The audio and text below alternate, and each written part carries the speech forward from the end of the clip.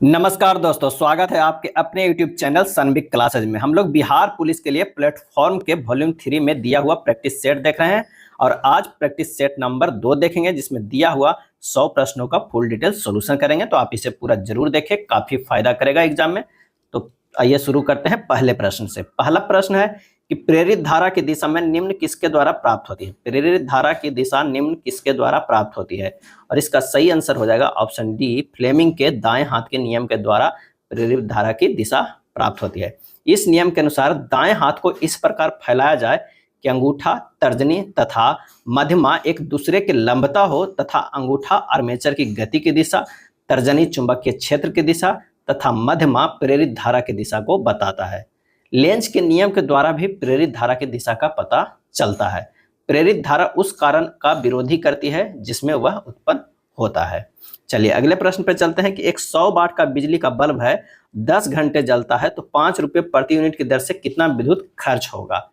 तो 100 वाट के बिजली का बल्ब है और 10 घंटे जलता है, तो विद्युत खर्च का फॉर्मूला होता है, विद्युत खर्च का फॉर्मूला जो होता है वो होता है, सबसे पहले तो वो कितने वाट का है यानी शक्ति है, कितने उपकरण लगे हुए हैं, उपकरण की संख्या और गुना कितना समय वो जलता है और कितना प्रति यूनिट दर है, प्रति यूनिट जो है वो दर है, अब बटा 1000 हो जाएगा। यहाँ पर जो है 100 वाट का बिजली बल्ब है, यानी ये 100 हो जाएगा और बिजली का बल्ब 10 घंटे जलता है, एक ही है तो 1 हो गया। समय कितना है, 10 घंटे जलता है और दर कितना है, 5 है, अब बटा ये 1000 कर देंगे, हमारे पास जो आएगा 5 रुपया आ जाएगा। कितना आ जाएगा, 5 रुपया। आंसर जो हो जाएगा वो ए हो जाएगा। जब प्रकाश की किरण एक माध्यम से दूसरे माध्यम में प्रवेश करती है तो अपवर्तन के दौरान अपने पथ से मुड़ जाती है। दूसरे माध्यम में प्रकाश के मुड़ने का क्या कारण है, और इसका सही जवाब हो जाएगा ऑप्शन बी, चाल भिन्न होना। क्या होगा, चाल भिन्न होना।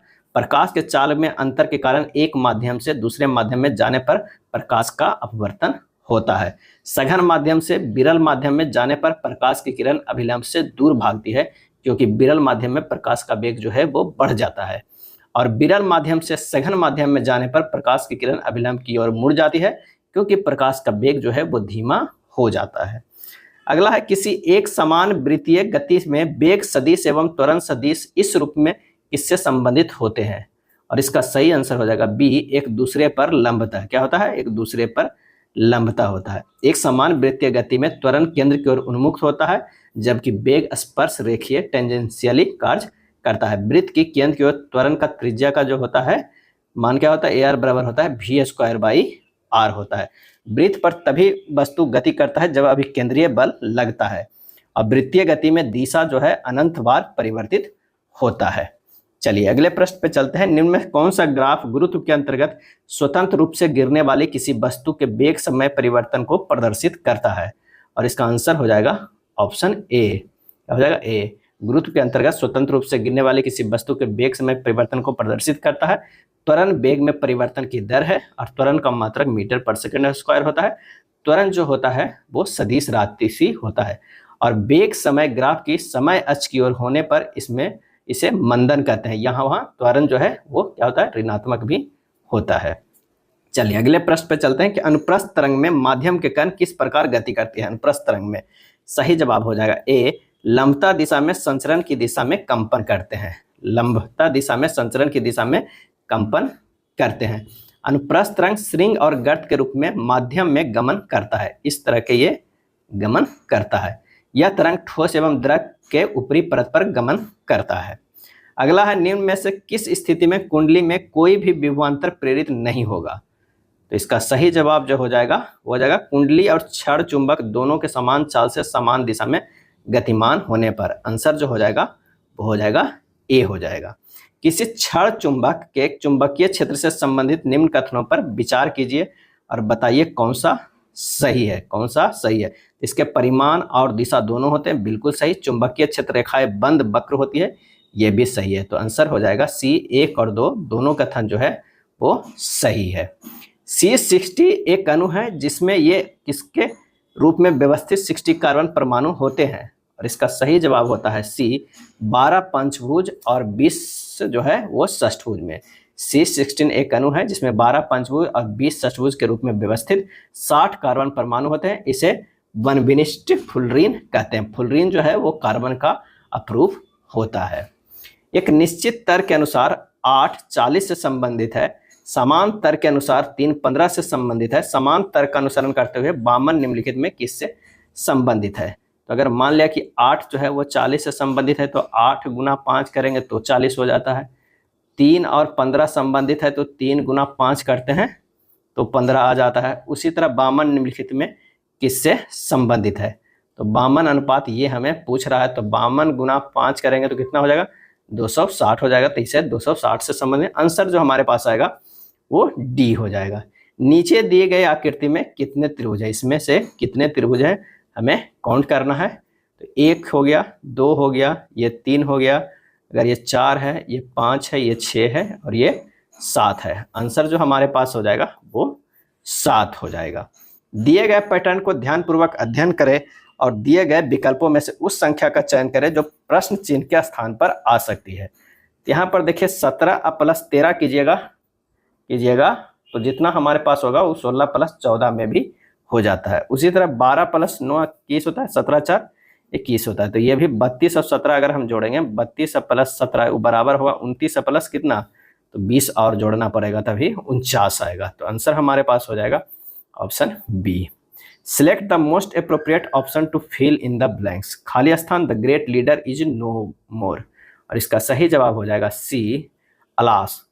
यहाँ पर जो है रिक्त स्थानों में नोट ऑफ एक्सक्लेमेशन होने से अलास माने हाय शब्द का लेना चाहिए, क्योंकि यह शब्द का प्रयोग शोक व्यक्त करने के लिए करते हैं।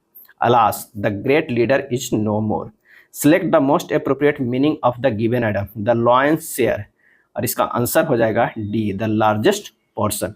द लॉयंस शेयर आइटम का अर्थ है बहुत बड़ा हिस्सा, यानी the largest portion.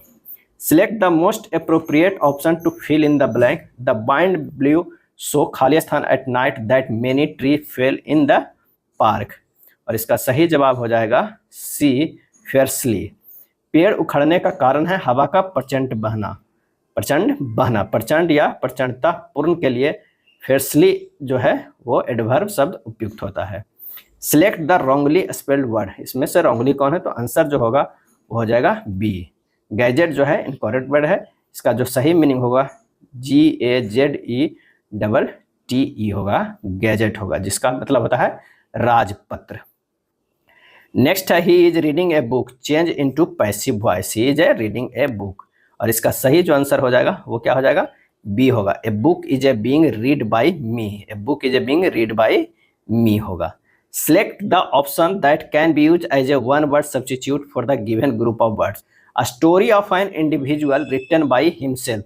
A story of an individual written by himself. और इसका सही आंसर जो हो जाएगा वो हो जाएगा डी ऑटोबायोग्राफी होता है। Select the most appropriate synonyms of the given word. Interfere. Interfere इसका जो सही जवाब हो जाएगा वो हो जाएगा obstruct. Interfere मतलब हस्तक्षेप करना। इसका सिनोनिम्स होता है अब्स्ट्रैक्ट माने बाधा डालना, इम्पेड माने बाधा डालना या रोकना। Select the most appropriate antonyms. Hollow. Hollow माने क्या होता है? खोखला। क्या होता है? खोखला। और खोखला का जो एंटोनिम्स होगा वो क्या होगा? तो ये होगा सॉलिड। आंसर हो जाएगा ए। वाक्य में त्रुटिपूर्ण भाग का चयन कीजिए। यदि कोई त्रुटि ना हो तो डी का चयन कीजिए। वीर सैनिक कहते हैं कि हम विद्रोही शत्रु का नाश करेंगे, और इसका आंसर हो जाएगा कि हम विद्रोही शत्रु जो है ये त्रुटि है।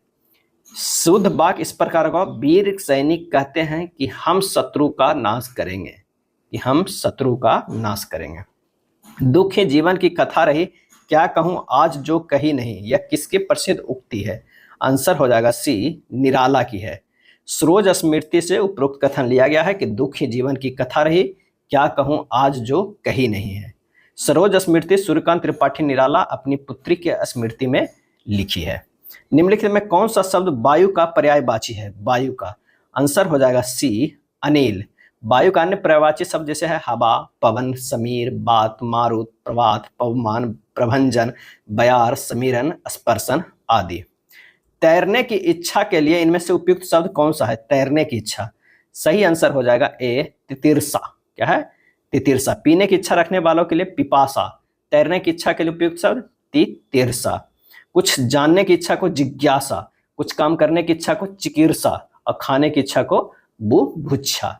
नेक्स्ट है, इनमें चिरंतन का विलोम क्या होगा? चिरंतन का, और इसका सही जवाब हो जाएगा सी, नस्वर।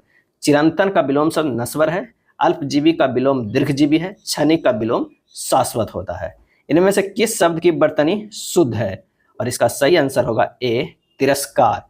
तिरस्कार का अर्थ है अनदेखी करना, उपेक्षा करना, अस्वीकार करना, घृणा करना। विद्यापति किस भाषा से संबंधित कवि हैं? और इसका सही जो आंसर हो जाएगा, कौन सा हो जाएगा? तो इसका आंसर हो जाएगा ए, मैथिली। क्या हो जाएगा? मैथिली। विद्यापति श्रृंगार भक्ति परम कवि है और विद्यापति को मैथिली कवि कोकिल भी कहा जाता है। अगला है, जो दंड पाने योग्य हो, जो दंड पाने योग्य हो, इस वाक्यांश के लिए सही शब्द कौन सा है? और इसका जो सही आंसर हो जाएगा वो कौन सा हो जाएगा? तो हो जाएगा सी, दंडनीय। क्या हो जाएगा? दंडनीय। भारत सरकार अधिनियम 1935 के बारे में निम्नलिखित कथनों पर विचार कीजिए और बताइए कि सही कथन कौन सा है। तो यह अधिनियम ब्रिटिश संसद द्वारा अधिनियमित किया गया था, बिल्कुल सही। इस अधिनियम को भारत और बर्मा सरकार के लिए दो अलग अलग अधिनियमों में विभाजित किया गया था, यह भी सही है। तो इसका आंसर हो जाएगा सी, 1 और 2 दोनों सही है। क्या है? 1 और 2 नहीं। और यह अधिनियम 1 अप्रैल 1937 से पूर्णतः जो है वो लागू किया गया था। 42वें संवैधानिक संशोधन अधिनियम किस वर्ष पारित किया गया था? 42वां संवैधानिक संशोधन अधिनियम, आंसर हो जाएगा डी, 1976 में। कब किया गया था? 1976 में। भारत के वर्तमान राष्ट्रपति का क्रम क्या है? और इसका सही जवाब हो जाएगा डी, 15वां। भारत के वर्तमान राष्ट्रपति का क्रम 15वां है। भारत के प्रथम राष्ट्रपति 2 कार्यकाल के लिए निर्वाचित हुए थे। भारत के प्रथम उपराष्ट्रपति डॉक्टर एस राधाकृष्णन और डॉक्टर एम अंसारी 2 कार्यकाल के लिए भारत के उपराष्ट्रपति भी बने थे। भारत के प्रथम आदिवासी राष्ट्रपति श्रीमती द्रौपदी मुर्मू हैं, जो 15वें क्रम के हैं। निम्नलिखित में कौन संविधानेतर संस्था था? और इसका सही आंसर हो जाएगा ऑप्शन सी, योजना आयोग। योजना आयोग संविधानेतर संस्था था। योजना आयोग का गठन कब हुआ था? तो 15 मार्च 1950 को मंत्रिमंडलीय आदेश से एक असंवैधानिक संस्था के रूप में गठन किया गया था। अनुच्छेद 315 के अंतर्गत संघ एवं राज्यों को लोक सेवा आयोग का गठन किया गया था। और जो है अनुच्छेद 324 के अंतर्गत निर्वाचन आयोग की स्थापना 25 जनवरी 1950 को किया गया था। अगला है, भारतीय संविधान के अनुच्छेद 44 का उद्देश्य क्या है? और इसका सही जवाब हो जाएगा भारत के राज्य क्षेत्र में नागरिकों के लिए एक समान नागरिक संहिता जो है सुनिश्चित करना है। भारत में सूक्ष्म वित्त संस्थानों की संवहनीयता से संबंधित आयाम क्या है? और इसका सही आंसर हो जाएगा बी, दाता निधि पर निर्भरता। दाता निधि पर निर्भरता। एसएचजी बैंक लिंकेज आंदोलन के महत्वपूर्ण लक्ष्य का नेतृत्व आरबीआई के समर्थन से खाली स्थान ने किया था। इसका सही आंसर हो जाएगा ऑप्शन बी, नाबार्ड ने किया था। एचएसजी यानी स्वयं सहायता समूह समान सामाजिक और आर्थिक पृष्ठभूमि वाले व्यक्तियों का समूह है, जिसमें छोटे छोटे उद्यमी एक छोटी अवधि के लिए एक साथ आते हैं और अपनी व्यावसायिक जरूरतों हेतु फंड बनाते हैं। स्वयं सहायता समूह में सभी सदस्य द्वारा बचत और ऋण गतिविधियों के बारे में सबसे महत्वपूर्ण निर्णय लिया जाता है। नाबार्ड की स्थापना कब हुई थी? तो नाबार्ड की स्थापना 12 जुलाई 1982 ईस्वी को किया गया था। भारत सरकार द्वारा ग्रामीण युवाओं को स्वरोजगार हेतु प्रशिक्षण योजना किस वर्ष शुरू की गई थी? आंसर हो जाएगा ए, 1979 में शुरू किया गया था। कब शुरू किया गया था?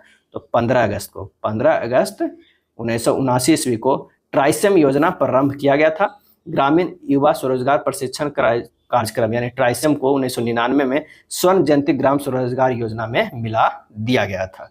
भारतीय क्रांति की जननी किसे माना जाता है? और इसका सही आंसर हो जाएगा ऑप्शन डी, मैडम कामा को। मैडम भीकाजी कामा ने 1907 में स्टुटगार्ट जर्मनी में समाजवादी कांग्रेस के सम्मेलन में भारतीय झंडे को फहराया था। गुलाम वंश का संस्थापक कौन था? और इसका सही आंसर हो जाएगा ऑप्शन बी, कुतुबुद्दीन ऐबक था। गुलाम वंश की स्थापना कब की गई थी? तो 1206 ईस्वी में किया गया था। गुलाम वंश को हम मामलुक वंश के नाम से भी जानते हैं। ऐबक ने राजधानी लाहौर को बनाया था। इल्तुतमिश ने लाहौर के स्थान पर दिल्ली को राजधानी बनाया। इल्तुतमिश गुलाम वंश का जो है वो वास्तविक क्या है? संस्थापक था। भारत में ग्रैंड ट्रंक रोड किसके शासनकाल में बनाए गए थे? और इसका जो सही आंसर हो जाएगा वो हो जाएगा ऑप्शन सी, शेर शाह सूरी के काल में बनाए गए थे। मौर्य काल में उत्तरार्ध महाराजमार्ग था जिसकी चर्चा अर्थशास्त्र में है। ग्रैंड ट्रंक रोड को शेरशाह सूरी राजमार्ग या सड़क ए आजम मार्ग या बादशाही सड़क मार्ग के नाम से भी जाना जाता था। अगला है, कवि कालिदास किसके राज कवि थे? और इसका सही आंसर हो जाएगा ऑप्शन सी, चंद्रगुप्त विक्रमादित्य के थे। महाकवि कालिदास चंद्रगुप्त विक्रमादित्य के जो है नवरत्नों में से एक थे। मेघदूतम, ऋतु संहारम, रघुवंशम, अभिज्ञान शकुंतलम, मालविका का अग्निमित्र, विक्रमोर्वशीयम जैसे पुस्तकें इनकी रचना है। निम्नलिखित में किस नेता ने बिहार में 1857 के विद्रोह का नेतृत्व किया था? जो 1857 का विद्रोह हुआ था उसमें बिहार में किस नेता ने नेतृत्व किया था? और इसका सही आंसर हो जाएगा ऑप्शन सी, कुंवर सिंह ने।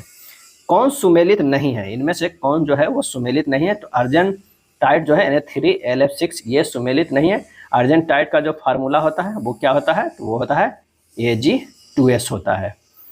पीएच पेपर पर तरल नमूने की एक बूंद डाली गई है, यह देखा गया है कि पीएच पेपर का रंग नीला हो जाता है। तरल नमूना निम्न में से कौन सा है? और इसका सही जो आंसर हो जाएगा वो हो जाएगा सी, सोडियम बाइकार्बोनेट का घोल है। क्या है? सोडियम बाइकार्बोनेट का पीएच मान जो होता है 8.27 होता है। सोडियम बाइकार्बोनेट का निर्माण परवल क्षारक NaOH एवं निर्मल अम्ल H2CO3 के संयोजन से होता है। निम्नलिखित में कौन सा धातु वर्ग विद्युत धनात्मक गुण को बढ़ते हुए क्रम में दर्शाता है? और इसका आंसर हो जाएगा ए। कौन हो जाएगा? ए हो जाएगा। क्षार धातुएं में वर्ग में ऊपर से नीचे जाने पर विद्युत धनात्मक गुण का मान बढ़ता है। क्या होता है? मान बढ़ता है। अगला है, निम्न में से सत्य कथन का चयन करें। सत्य कथन का चयन करें। इसका सही आंसर हो जाएगा, उपधातुएं अर्धचालक की भांति व्यवहार करती है। बिल्कुल। स्टील एक मिश्र धातु है, ये सही है। धातुएं इलेक्ट्रॉनिक चालक होती है, ये भी सही। डी हो जाएगा उपरोक्त में से सभी। विरंजक चूर्ण CaOCl2 किस प्रकार का लवण है?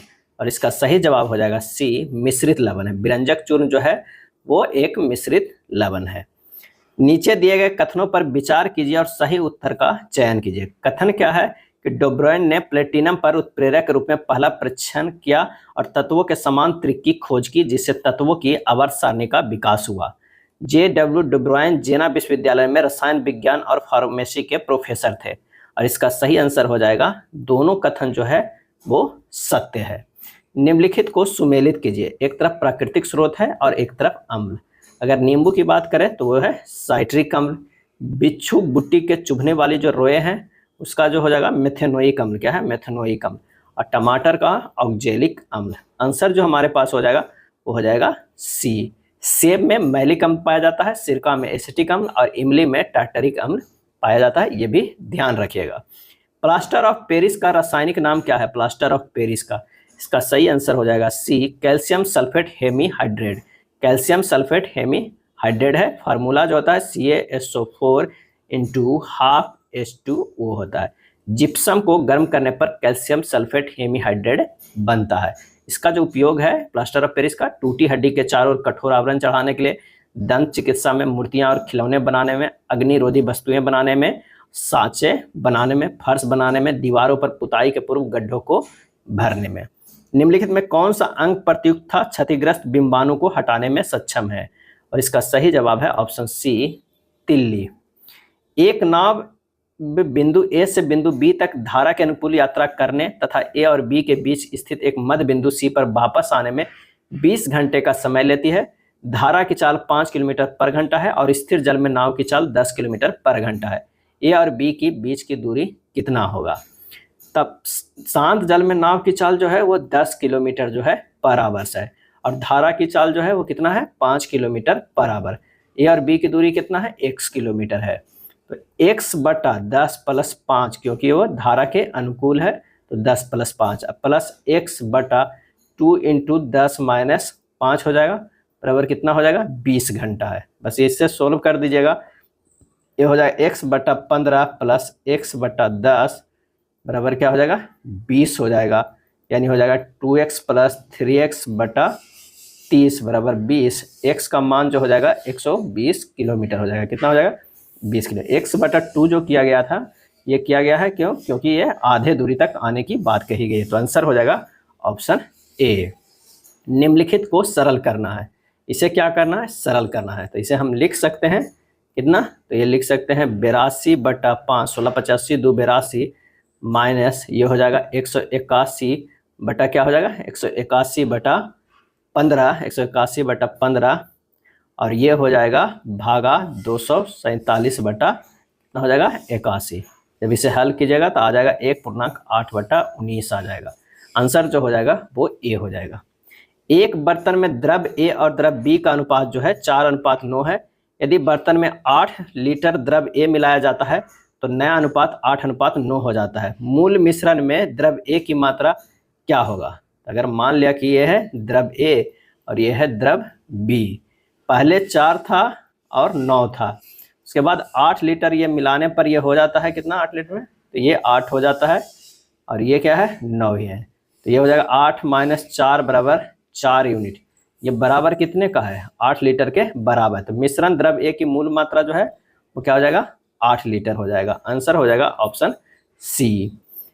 क्रमशः 120 मीटर और 150 मीटर लंबी दो रेलगाड़ियों को समान दिशा में क्रमशः 70 किलोमीटर पर घंटा और 52 किलोमीटर पर घंटा की चाल से चल रही है। पहली रेलगाड़ी दूसरी रेलगाड़ी को कितने समय में पार करेगी? तो सापेक्ष चाल की अगर हम बात करेंगे तो कितना हो गया? तो 70 - 52 यानी 18 किलोमीटर पर आवर। तो 18 गुना 5/18 बराबर 5 मीटर पर सेकंड। दूसरी रेलगाड़ी पार करने में लगा समय 120 + 150 बटा 5 यानी 270 बटा 5 कितना हो जाएगा 54 सेकेंड हो जाएगा। आंसर जो हमारे पास हो जाएगा ए हो जाएगा। दिव्या ने 1 रुपये में 6 कैंडी खरीदी है। 50% लाभ प्राप्त करने के लिए उसे 1 रुपये में कितनी कैंडियां बेचनी होगी? तो 6 जो है वो कैंडी खरीदी है कितने में? तो वो 6 कैंडी खरीदी है 1 रुपया में। 50% लाभ कमाने के लिए कितना हो जाएगा 1 गुना 100 + 50 बटा 100 यानी 1.5 रुपया कमाना है। और 1 रुपया 1 में बेचे गए कैंडियों की संख्या कितनी हो जाएगी? तो 6/1.5 गुना 1 बराबर 4 यानी अगर वो 4 कैंडी बेचता है 1 रुपया में तो उसे 50% का लाभ होगा। आंसर जो हो जाएगा ए हो जाएगा। अगला है 45 मीटर गुना 35 मीटर आयाम के एक आयताकार क्षेत्र के बाहर 2.5 मीटर समान चौड़ाई का एक पथ है। पथ का क्षेत्रफल मीटर स्क्वायर में क्या होगा? तो आइए इसे सोल्व करते हैं। पथ का क्षेत्रफल कितना हो गया? तो पथ का क्षेत्रफल हो जाएगा 45 + 5 गुना 35 + 5 और उसमें से घटा देंगे 45 गुना 35 जो अंदर का क्षेत्रफल मेन है आयत का उसका, तो हमारे पास आ जाएगा कितना? ये हो जाएगा 2000 - 1575 425 मीटर स्क्वायर हो जाएगा। क्या होगा?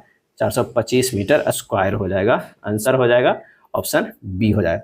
क्योंकि अगर मान लिया कि ये आयत का क्षेत्रफल है और इस पर जो रास्ता है वो कितना है इस तरह का बाहर ये रास्ता है, तो हमारे पास जो हो गया कितना 425 पथ का क्षेत्रफल। अगला प्रश्न है किसी समानांतर श्रेणी के n पदों का योगफल 136 है, सर्वांतर 4 तथा अंतिम पद 31 है, तो n का मान क्या होगा? तो यहाँ पर जो हो जाएगा वो कितना हो जाएगा? अंतिम पद बराबर जो होगा 31 बराबर क्या हम लोग जानते हैं a + n - 1 और ये d के जगह पर कितना है 4 है। अब यहाँ पर लिख सकते हैं कि a + 4n - 4, तो 4 इधर चला जाएगा 35 बराबर a + 4n, a बराबर होगा 35 - 4n, ये तो हमारे पास एक आ गया। दूसरा जो है sn बराबर होता है ½ n × a + l, ये कितना दिया हुआ 136 बराबर 1/2 n × a + l जो आखिरी पद कितना है 31 है। ये इक्वेशन 2 हो गया। अब इक्वेशन 1 और 2 को जब हम मान से निकालेंगे तो हमारे पास हो जाएगा 136 बराबर ½ × n 35 - 4n + 31 हो जाएगा। यहाँ से हल कीजिएगा तो n का मान 8 आएगा या फिर 17/2 आएगा। चूंकि पदों की संख्या पूर्णांक होगी तो n बराबर जो होगा वो 8 आएगा। आंसर हो जाएगा ए होगा। 0 < b < 90 डिग्री के लिए cot square b - cosec square b का मान क्या होगा? तो यहाँ पर सूत्र से cosec square b - cot square b बराबर जो होता है वो 1 होता है, तो एक माइनस कर लीजिए, माइनस जो होता है cosec square b + cot square b बराबर 1, तो cot square b - cosec square b बराबर क्या हो जाएगा -1 हो जाएगा। आंसर जो हो जाएगा वो ए हो जाएगा। निम्नलिखित पर विचार कीजिए और उपरोक्त गांधीवादी आंदोलनों का सही कालानुक्रम क्या है? इसका जो आंसर हो जाएगा सबसे पहले चंपारण सत्याग्रह, ये कब हुआ था 1917 में।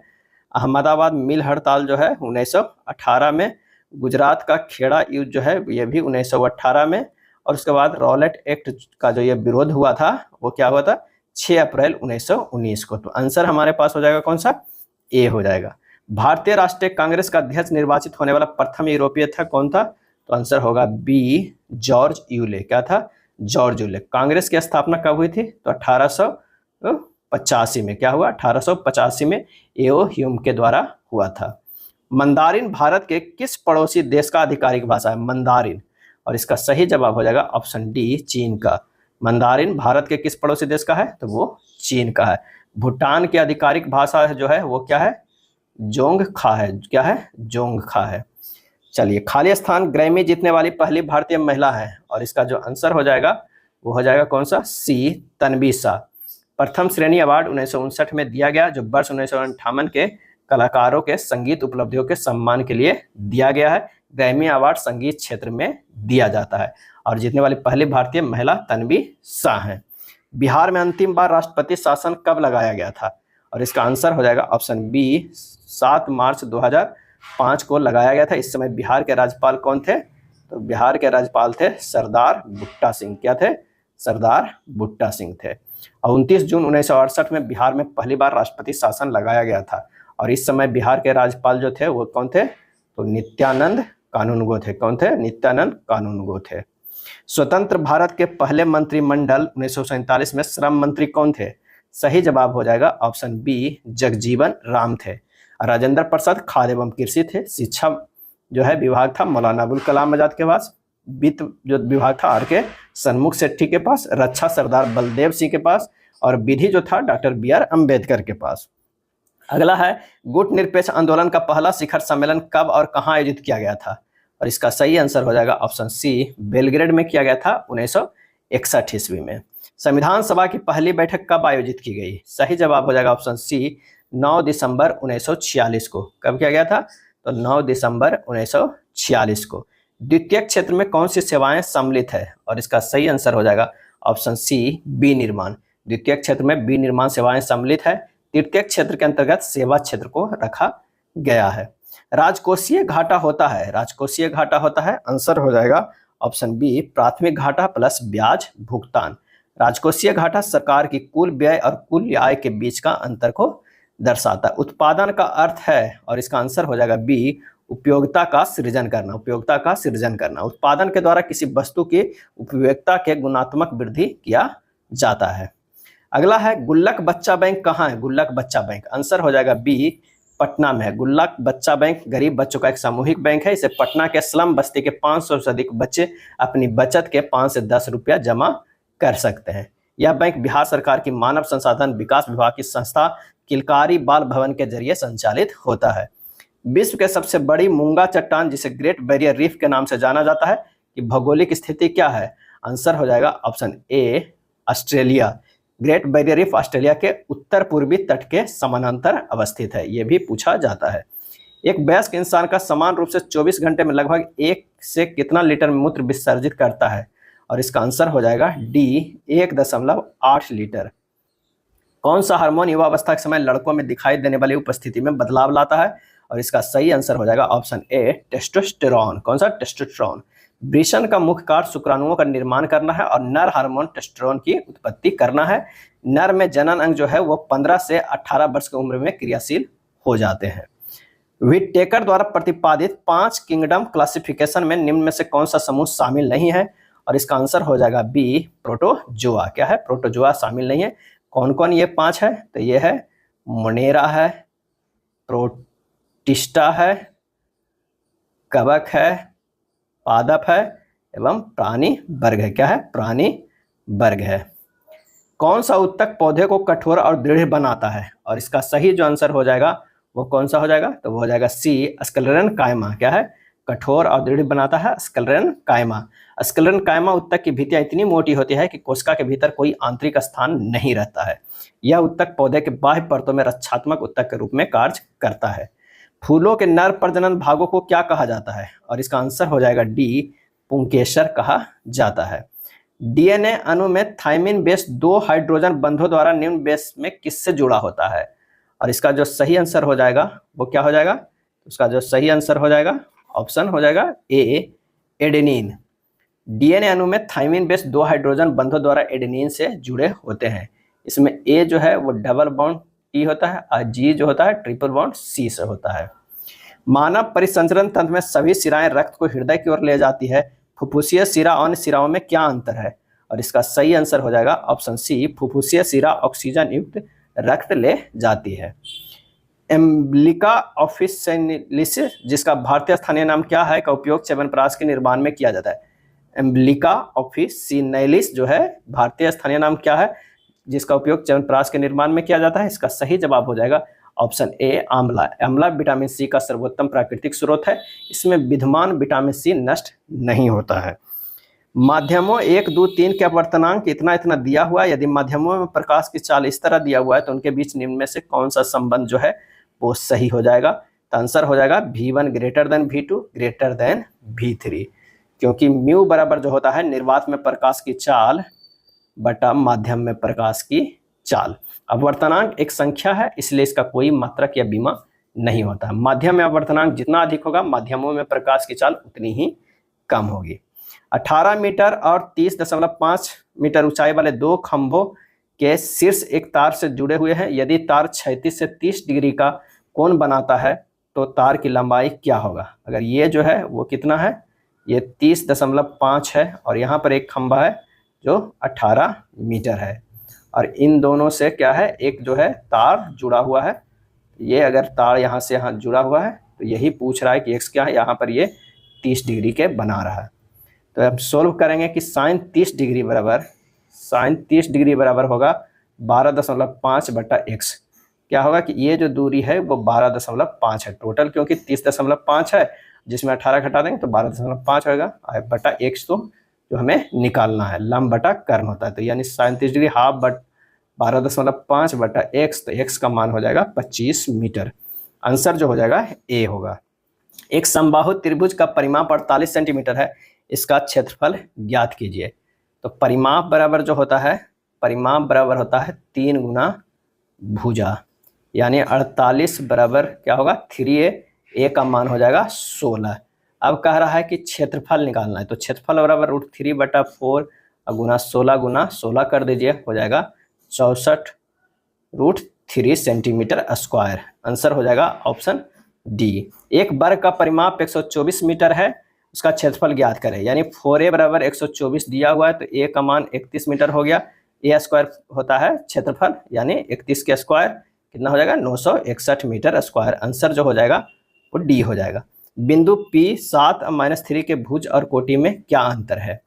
तो अभिष्ट जो अंतर है 7 - -3 = 10। आंसर हो जाएगा कौन सा, डी हो जाएगा। चलिए, एक निश्चित तर्क के अनुसार 11 123 से संबंधित है, समान तर्क के अनुसार 20 402 से संबंधित है, समान तर्क के अनुसरण करते हुए 13 निम्नलिखित में किससे संबंधित है। तो अगर मान लिया कि 11 के स्क्वायर प्लस 2 करेंगे तो कितना हो जाएगा 121 प्लस 2 123 हो जा रहा है। उसी तरह 20 का स्क्वायर प्लस 2 करेंगे तो 400 प्लस 2 कितना हो जाएगा 402 हो जाएगा। तो उसी तरह 13 के स्क्वायर प्लस 2 करेंगे तो कितना हो जाएगा 171 हो जाएगा, क्योंकि 13 का स्क्वायर 169 प्लस 2 171। आंसर हो जाएगा बी। यदि प्लस और माइनस को आपस में बदल दिया जाए तो गुना और भागा को आपस में बदल दिया जाए तो निम्नलिखित समीकरण के स्थान पर क्या आएगा। जब इसे आप बदलिएगा तो ये हो जाएगा 90 गुना 4 माइनस 75 प्लस 93 और भागा 3 आ जाएगा कितना सॉल्व करके 316 आ जाएगा। सही जवाब होगा ऑप्शन बी। चलिए, एक आयताकार मेज के चारों ओर ये कितने 8 लोग बैठे हुए हैं, केंद्र की ओर मुख करके। उनमें से कुछ मेज के कोनों पर बैठे हैं जबकि कुछ भुजाओं के ठीक मध्य में बैठे हुए हैं। सबसे पहले तो एक आयताकार मेज हमें बना लेना होगा। 4 तो हो गए, 4 यहाँ पर हो गए, 8 लोग हो गए। तो अब आइए एक एक कर बैठाते हैं जबकि कुछ भुजाओं के आई के दाईं ओर तीसरे स्थान पे बैठा हुआ है। अगर मान लिया कि के यहाँ पर बैठा हुआ है तो आई के यहाँ पर हो जाएगा। उसके बाद कह रहा है के किसी एक कोने पर बैठा है, ई जी के बाईं ओर दूसरे स्थान पे बैठा हुआ है। ई जो है वो कहाँ बैठा हुआ है, जी के बाईं ओर दूसरे स्थान पे बैठा हुआ है। जी के बाईं ओर दूसरे, जी किसी भी एक कोने पर बैठा हुआ है। आई और डी का निकटतम पड़ोसी ई है। आई और डी का निकटतम पड़ोसी जो है वो ई है। एफ जे के दाईं ओर तीसरे स्थान पे बैठा हुआ है।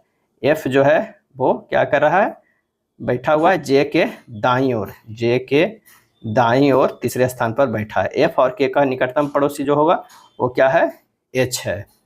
आई के बाईं ओर से गिनने पर आई और एफ के बीच कितने व्यक्ति बैठे हैं, तो आंसर हो जाएगा सी 2। निम्नलिखित में कौन सी मिट्टी नदियों द्वारा निर्मित है, और इसका सही आंसर हो जाएगा ऑप्शन सी जलोढ़ मिट्टी। जलोढ़ मिट्टी नदियों द्वारा निर्मित है। जलोढ़ मिट्टी का निर्माण हिमालय तथा प्रायद्वीपीय नदियों के लाए गए माने गाद द्वारा होता है। दो सागरों अथवा जलाशयों को जोड़ने वाली संकरित जल पट्टी को क्या कहते हैं, और इसका सही आंसर हो जाएगा ऑप्शन बी जल डमरू मध्य कहते हैं। क्या कहते हैं, जल डमरू मध्य। निम्नलिखित युग्मों में से कौन एक सुमेलित नहीं है, इसमें से बताना है कौन सुमेलित नहीं। तो शांत घाटी आंदोलन बाबा आमटे है, ये सुमेलित नहीं है। शांत घाटी आंदोलन का नेतृत्व जो किए थे वो कौन किए थे, तो सुगाथा कुमारी किए थे। कौन थे, सुगाथा कुमारी। भारत की जलवायु का वर्णन करने के लिए प्रयुक्त समान शब्द क्या है, और इसका सही आंसर हो जाएगा ऑप्शन बी उष्णकटिबंधीय मानसून है। भारत में उष्णकटिबंधीय जलवायु कर्क रेखा के दक्षिणी क्षेत्र में प्रचलित है। महाबोधि मंदिर कहाँ स्थित है, और इसका सही आंसर हो जाएगा ऑप्शन डी बोध गया में स्थित है। महाबोधि मंदिर को 2002 में भारत के विश्व विरासत स्थल के यूनेस्को सूची में शामिल किया गया था। 19 महाबोधि कहाँ है, तो महाबोधि जो है वो बिहार राज्य में है। 1921 में किसने विश्व भारती नामक प्रसिद्ध शैक्षणिक संस्थान की स्थापना की, सही आंसर हो जाएगा ए रविन्द्रनाथ टैगोर ने। विश्व भारती विश्वविद्यालय शांति निकेतन पश्चिम बंगाल में अवस्थित है। रविन्द्रनाथ टैगोर को एशिया के प्रथम साहित्य नोबेल पुरस्कार से सम्मानित किया गया था, और कब मिला था, तो 1913 में गीतांजलि के लिए मिला था। भारत भारती के लेखक कौन है, और इसका सही आंसर हो जाएगा ऑप्शन ए मैथिली शरण गुप्त है। यह रचना देश प्रेम के ओतप्रोत कविताओं से संबंधित है। गोल्डन रॉक पैगोडा किस देश में है, गोल्डन रॉक क्या है, पैगोडा, और इसका सही आंसर हो जाएगा ऑप्शन बी म्यांमार में है। पौराणिक कथा के अनुसार यह भगवान बुद्ध के बालों से घिरा हुआ है। वर्ष 2024 के लिए अंतर्राष्ट्रीय चीनी संगठन ISO ने अपना अध्यक्ष किस देश को घोषित किया है, और इसका सही जवाब हो जाएगा ऑप्शन डी भारत को। वित्तीय वर्ष 2024 के दौरान भारत में जीवाश्म ईंधन क्षमता कितनी बढ़ी है, और इसका सही आंसर हो जाएगा ऑप्शन बी 2.44% जो है वो बढ़ी है। 14वां राष्ट्रीय मतदाता दिवस कब मनाया गया, और इसका सही आंसर हो जाएगा ऑप्शन बी 25 जनवरी को मनाया गया। कब मनाया गया था, 25 जनवरी को। हाल ही में 30 अप्रैल 2024 को दिनेश कुमार त्रिपाठी भारत के खालिस्तान व नौसेना प्रमुख नियुक्त किए गए।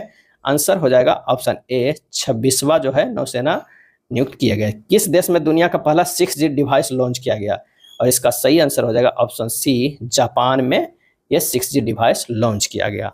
यह था बिहार पुलिस के प्लेटफॉर्म बुक में दिया हुआ प्रैक्टिस सेट। वीडियो अच्छा लगा तो लाइक एंड शेयर कर दीजिएगा। धन्यवाद।